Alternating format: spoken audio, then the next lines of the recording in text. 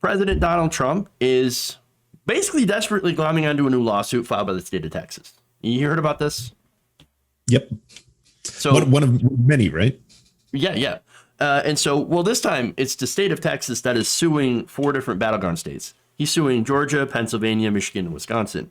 And as a resident of Michigan, as a Michigander, I think it's bullshit. Fuck Ken Paxton. That's all I have to say. Like, oh, you're gonna sue my state. Give me some details of the lawsuit. Like, absolutely. What is it? Yeah, absolutely. So what they're doing is they're taking some of the issue or taking issue with some of the changes to election procedures. Okay, in some of the states. So now Paxton says it's unlawful for individual states to change their election laws in a federal election.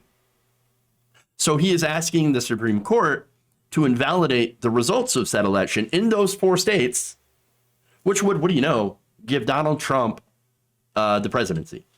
Weird how that turns out. That's really weird. Coincidence, right? Yeah. Fantastic coincidence.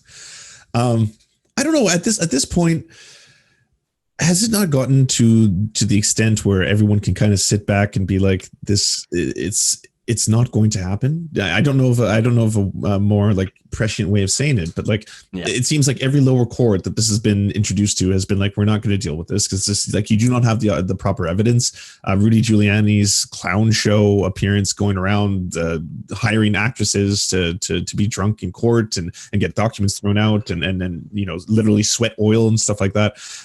At what point does it stop is kind of my question. I think it'll stop after January 20th. I mean, at least in those court challenges. It's already stopped after the 8th, okay? So that was like a hard stop. So you can't, Giuliani and the rest of Donald Trump's team, which, by the way, they're in fucking quarantine because they have COVID. Yeah. Yes. And so, and Giuliani, in between breaths of his, ventilator or whatever, he's like, we're not giving up. like he's gonna come out as like Darth Giuliani, okay, or Darth Rudy, right? And be like, we will continue to fight. But that's so appropriate because it's going to be one of those like, take my mask off. He's like, Father, you'll die. He's like, take my mask off. He's been one of the key proponents of saying, like, I wouldn't say he's an anti-masker, but he's definitely been like, they're not necessary. Everyone was. Sorry to back things up, but what an absolute dumpster fire of the past, year, decade. I mean, at least for the last 4 years. At least for the last 4 years. I'm obviously, this goes into like a meta discussion of like, how this the conditions of the last couple of decades have led to this very moment. It's like the fucking culmination of everything that's happened in the last 20 years since like even 30 years, like since Ronald Reagan. 40 years, Jesus Christ. True. Ronald Reagan destroying, unions, workers' rights here in America. Conservatives taking over the Supreme Court, basically implementing neoliberalism, spreading that throughout the world, making that basically the ideology, the economic powerhouse that is fueling everything right now. And the saddest thing about that is wages stagnating from that period until today, and yet the cost of healthcare, housing, schooling going up exponentially during the exact same time. Like, the conditions that created Donald Trump aren't or shouldn't be a mystery to anyone, right? Like the same poverty that affects people who are aware of this, who might have class consciousness, however you want to say it, that same poverty affects rural America. Like those white Americans that everyone right now, they're calling them white trash and racist and hicks and all these other terms. Sorry if that is a little too inflammatory for your stream.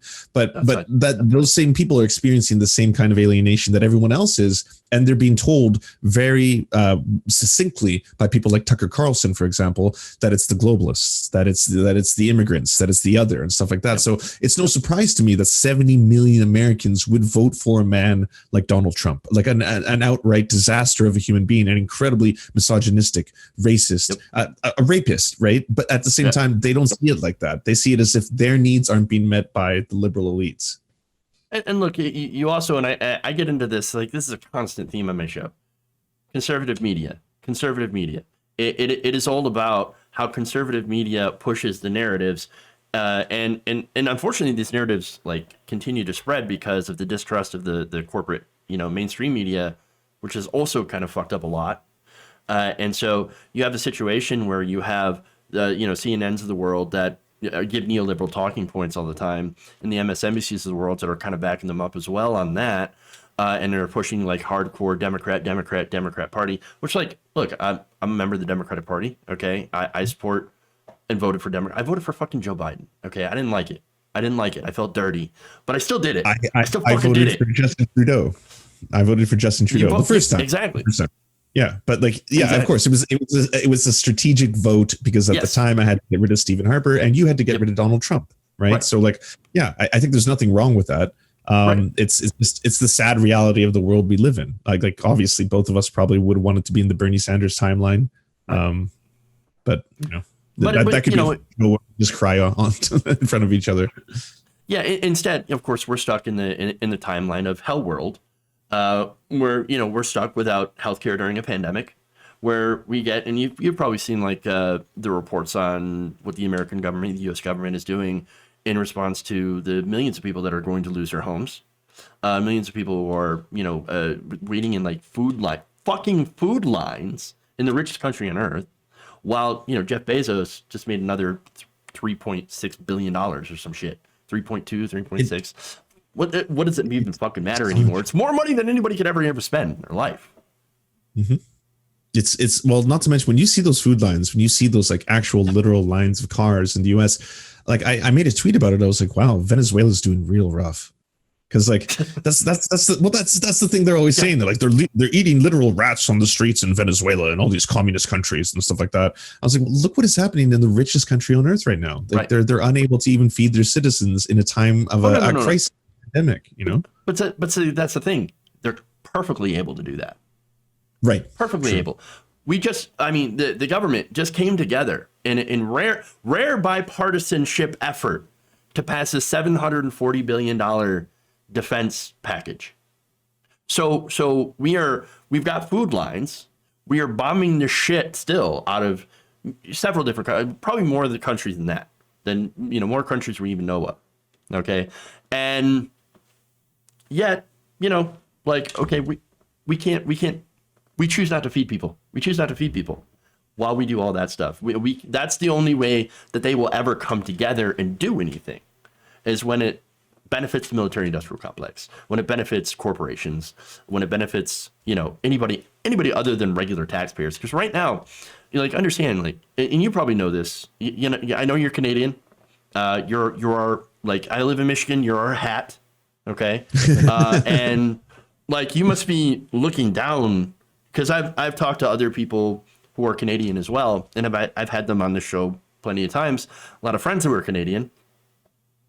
Okay. And they say, we look down at America and we're like, what the fuck are you doing? What is wrong with you?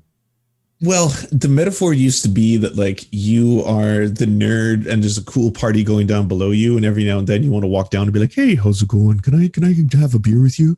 And now they're like, that has evolved into you're the nerd living above a meth lab that seems to keep exploding right below you.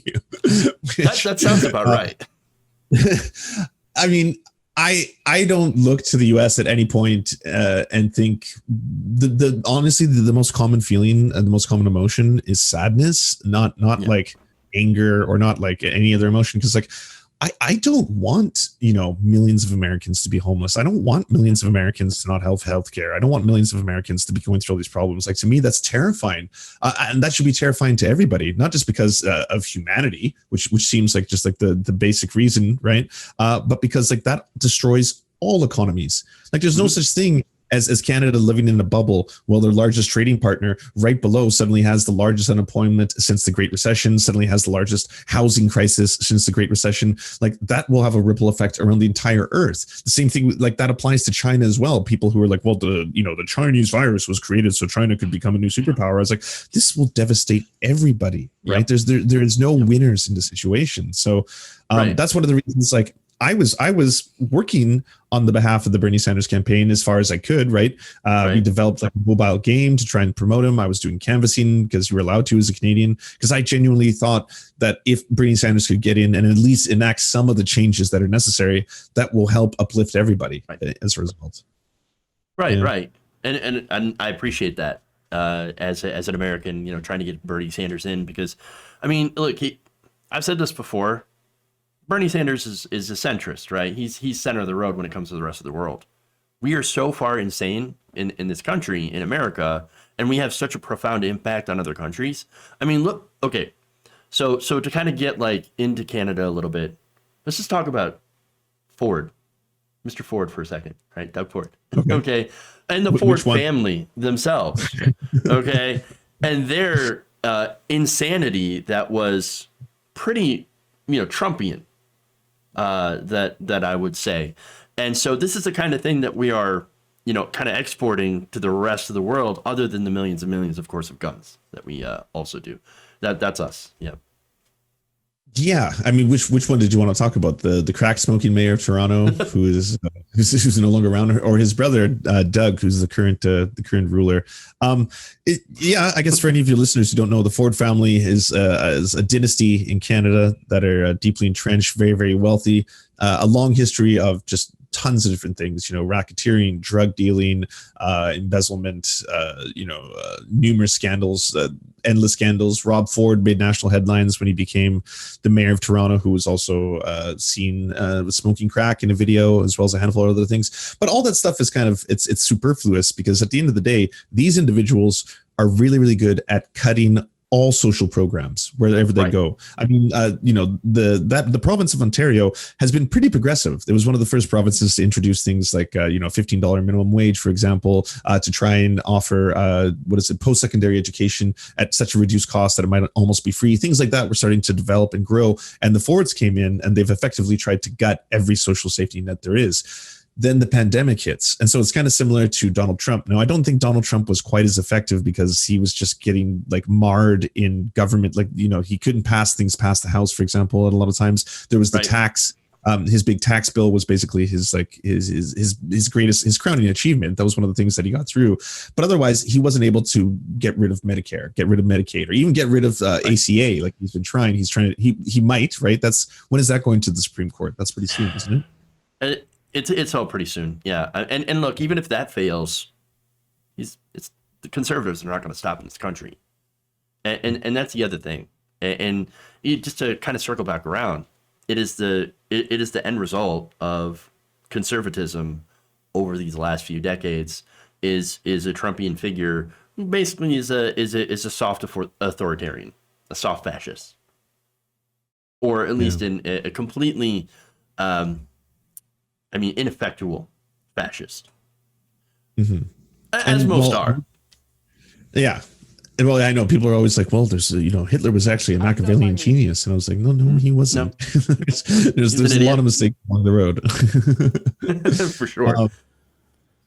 Yeah. I mean, one thing I can tell you, especially if a big contrast between our two countries, is that Canada, we have a parliamentary system, and I know Canada's a cartoon land and it's not real, but a parliamentary system is basically. Oh no, that's Australia. Australia doesn't exist. Exactly, or New Zealand. Yeah. Everyone who was part of this, the colonies, the good old colonies from the good old days. Yes.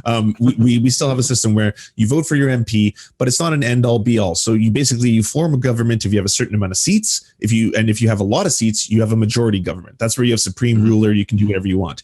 Currently, we have a minority government. So the Liberals in Canada, Justin Trudeau, they are the minority. Now, they're upheld by the NDP, which is the party that I often always vote for. That's ruled by Jagmeet Singh, and that's the party that is socially democratic. They're far further left. They're for unions, worker cooperatives. Healthcare is a human right. They want to push for housing as a human right, taxing the rich, all the stuff. Like, that's my jam. It's not left enough. I'm further left than that. But it's in terms of electoral politics and viable electoral politics, that's what I steer towards. So Jagmeet Singh and the NDP, under the pandemic, pushed the Liberals, and this is the great thing about a minority government, to get a system called CERB in Canada. And CERB means that every single Canadian who asked for it, and this is a no questions asked thing, you would log into a website, you just log in, you put in your information, and you say, I would like to apply, and boom, $2,000 a month into your bank account every single month. And that was it. There was no vetting process. You didn't have to go through wait in line in any kind of a place. This was all on the internet, and you could do it in a matter of minutes. So that honestly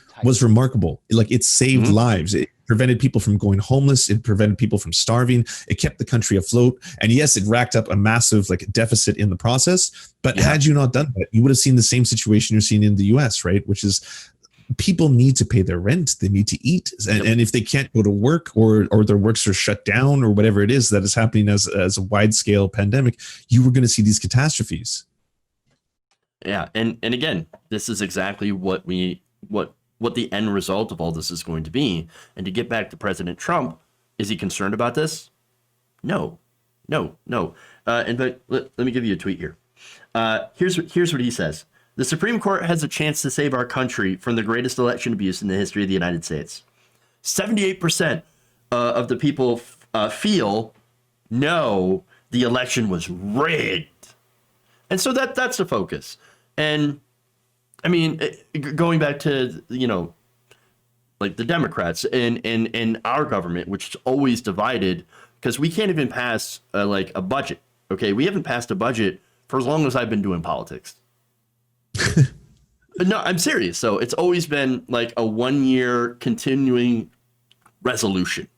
And so it's like, yeah, we agree to kind of fund the government a little bit, but that's it's barely that's it. Like, we're not going to really do anything else. Continuing resolution after continuing resolution, because we can't get together to pass a functional government. Unless it's like military funding, then we're all over that shit. Yeah, of course. Although that was weird. I will say that Trump was trying to veto that last one. That was interesting. That's because he wouldn't go after internet companies. Yeah, that's it. It was so that's Twitter. It. Yeah, and so I don't like people posting mean things about me on Twitter. I think everybody should be punished. I'm for free speech. No, are you suggesting he's petty? Maybe a little bit. The thing is, the people that support him the hardest and the most on YouTube, especially, would get the first to get shut down. Mm-hmm. They would go after the right first, and then of course they'd come to the left for anything like remotely progressive and going after establishment politicians. It'd be complete remaking of the entire internet. For one, like no company would open up their forums whatsoever, like to anything that wasn't like heavily moderated in every sense of the word. Okay, only the very most milquetoast moderate comments like this site is great can be allowed, or I agree with you 100%, and that's it. But I mean, he doesn't know what he's asking for. Yeah, no, absolutely. That's a tough thing for me to try and bridge the gap with people who are either, I don't know, liberals. I don't really speak to a lot of conservatives, but like the idea that these tech companies, they are monopolies. They're the very definition of them. They control the entire platform. Like the public forum that we used to have, where we would meet in the town hall, like hear ye. Those days are gone. It's now we fight in the shores of Twitter and Facebook and TikTok and all that kind of stuff. As long as it's just a handful of like 4 or 5 corporations that control all of that, well, then there is no such thing as free speech. Like these free speech absolutists have to kind of come to terms with that. Like it's a company that is controlling your language. It's not the government. It's not big bad government. It's big bad corporations. Yeah, and that just goes, of course, to how conservatives don't understand what the fuck they're talking about half the time.